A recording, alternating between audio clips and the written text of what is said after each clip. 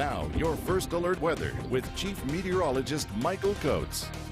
Winds have changed upon us as cooler air will start getting into our forecast picture here. We're going to start working in some wind as early as tomorrow morning. We saw a taste of that today, but it's going to get downright gusty around here for tomorrow with wind gusts at around 30 to 40 miles an hour, and temperatures will be taking a hit. We were into the 80s today. Past couple of days it's been pretty warm outside. Now we're dropping back into the upper 60s outside.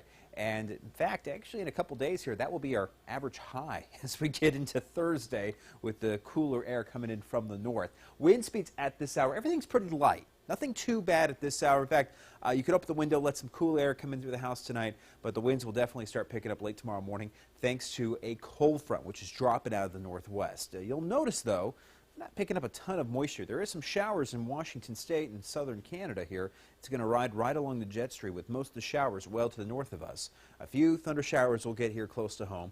But this cold front is going to come across the region for Wednesday, and we're looking to drop temperatures back to cooler levels with a few, just want to stress, a few isolated thunderstorms. The biggest problem tomorrow will be the wind and also the smoke and the haze. Well, not really smoke, but more of the dust that's going to get kicked up here, especially from all the farm work that's been going on over the past couple of days around southern and eastern Idaho. So we're going to have diminished air quality, lots of wind with us tomorrow, and a few thunder showers. Again, most of the thunder showers will be northwest of our viewing area.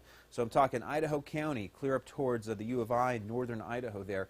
They're going to get hit with thunder showers. A few areas in our viewing area, like Salmon, Lemhi County, getting up to around Island Park, you could see a few scattered thunder showers. So eastern Idaho, central Idaho, in the mountains, a slim chance of a thunderstorm tomorrow. But on the whole, you'll notice the Snake River Plain, the Magic Valley, not much the amount of any cloud cover. Now we're into Thursday night on the Vipercast. A couple thunder showers at extreme southeastern Idaho and western Wyoming tomorrow.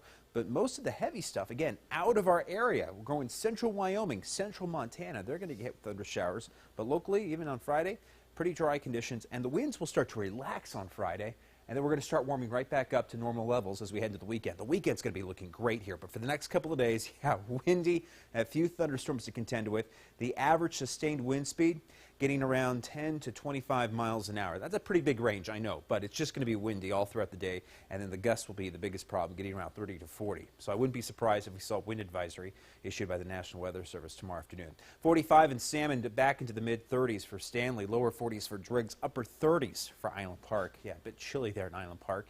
Mid-40s for Idaho Falls tonight, mid-50s in Pocatello. Now we're going to see the lower 50s for Burley, upper 40s tonight for Soda, and the mid-40s in Afton. Highs tomorrow will be colder, not chilly, but it's going to feel much colder outside with the wind.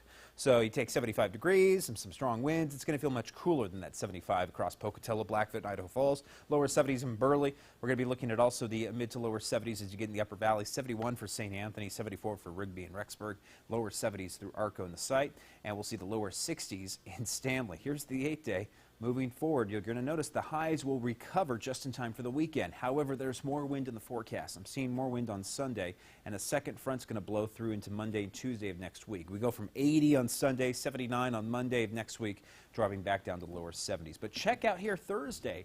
That's that cooling trend coming through. The wind and the cold front, all that stuff coming out of the northwest, that's going to drop us back into the upper 60s, lower 70s for Thursday afternoon as I take you to the Pocatello 8-day. 75 for Friday, 80 on Saturday, 81 on Sunday. It's going to get quite windy there, especially as we get into the later half of the weekend. We'll go to Rexburg, also looking for that drop in the temps here for the next couple of days, all the way up to 67 for Thursday for the high. Then we're seeing overnight lows into the upper 30s. Mid to upper 70s as we sail into the weekend there for Saturday and Sunday. Blackfoot to close out the Eastern Idaho State Fair. We're looking for temperatures here to get back into the mid to upper 70s by Friday and Saturday. There's a nice little push of warmer weather there just before we say so long to the State Fair this year. But it's going to get awfully cold at night if you're going to the concerts. Make sure you have a jacket. Jackson will hit highs into the lower 60s for Thursday, upper 60s on Friday.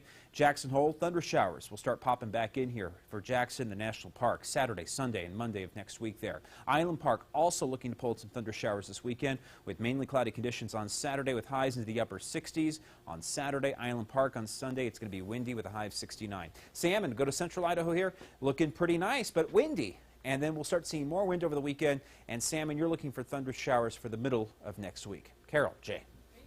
Thanks, Michael. Flash flooding kind of rare around here. Oh, We yeah. see it from time to time. Other parts of the country get a little bit more often. Well, tonight on Newsline, the latest research on how to survive if your car gets caught